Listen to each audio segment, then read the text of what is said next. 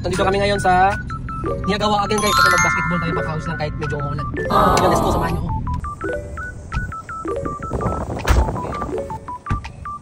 Alay, samahan nyo ko.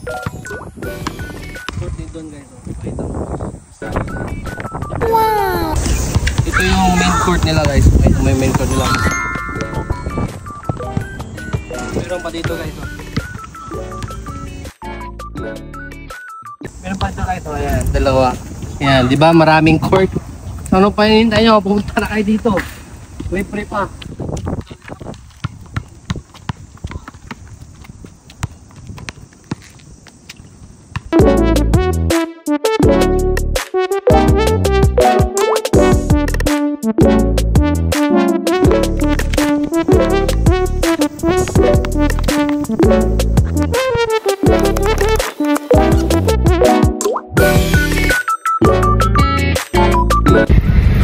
Okay, since umulan guys, nakapag-laro lang ng 30 minutes.